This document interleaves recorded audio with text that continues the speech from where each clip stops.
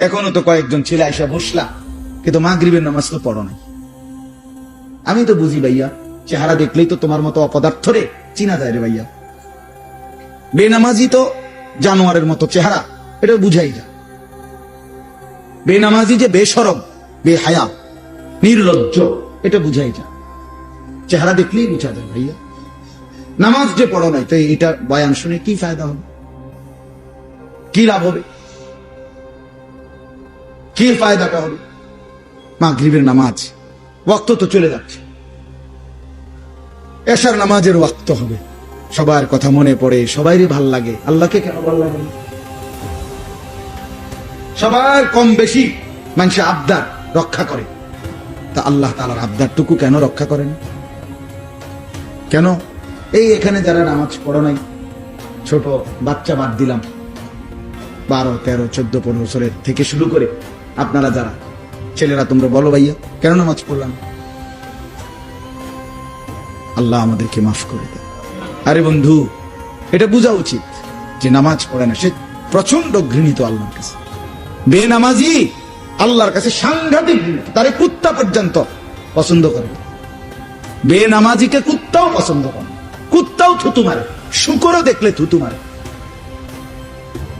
আমি একজন বড় বুজুর্গের জবানে বয়ান শুনছি, আজিব বয়ান, হযরত মাওলানা নজরুল ইসলাম কাসিমি সাহেবের বয়ানে। কি বলছে জানেন? বলছে সকালবেলা শুকর যখন সকালে, তো সে চোখ মেলে, তো একটু একটু করে চোখ খোলে, মানে কুদ্দুর খোলে আবার খোলে না, কুদ্দুর খোলে আবার খোলে না, চোখ একটু একটু করে। তো উনি বলছে যে বুজুর্গরা বলছে শুকর আল্লাহকে বলে, আল্লাহ চোখ খুলতাম নি, একটু একটু করে আল্লাহ যেন কোনো বেনামাজি সামনে না পড়ে, এই জন্য একটু একটু করে চোখ খোলে, একটু একটু। সে লজ্জা পায়, আল্লাহ কোনো বেনামাজি যেন চোখে না পড়ে। প্রথম নজর আমরা বয়ান শুনছি, কতটা নিকৃষ্ট বেনামাজি চিন্তা করে দেখেন। সে মনে করে বাদুগা খায়, মোবাইল একটা টিপে, মানুষের মাইয়া দেখলে, বেরিয়ে দেখলে টিটকারি মারে, বা কি একটা মজা আছে। বেওকুফ, এটা কোনো মজা হইল? এটা গুনার মধ্যে আবার মজা কি? যাকে সমাজের সবাই ঘৃণা করে, যে মন্দ কাজকে, সেটার মধ্যে আবার প্রশংসার কি আছে?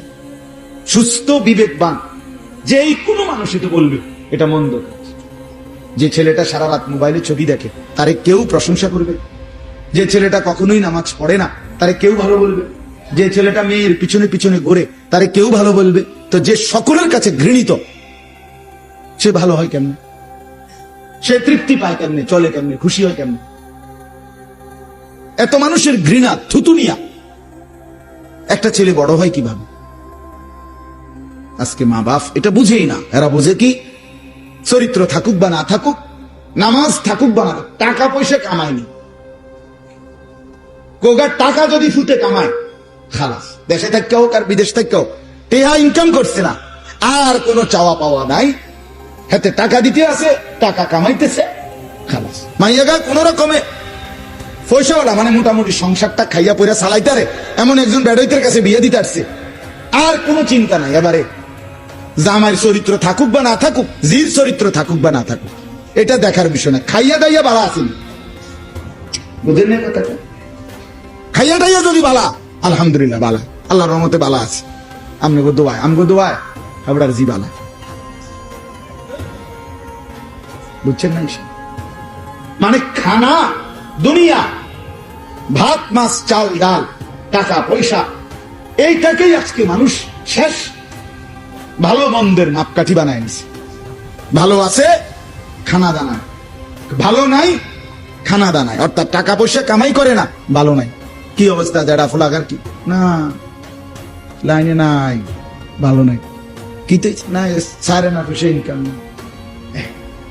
টাকা হিসাব, টাকা হিসাব, এই হলো হিসাব। এটাই বুঝি কথা, এটাই বুঝি মুসলমান। আল্লাহ তাআলা কোরআন, এই এত বড় কোরআন 30 পারা নাজিল করলেন এই জন্য, রাসূলুল্লাহ সাল্লাল্লাহু আলাইহি ওয়াসাল্লামের 23 বছরের মেহনত এই জন্যই, এই খামখেয়ালির জন্যই।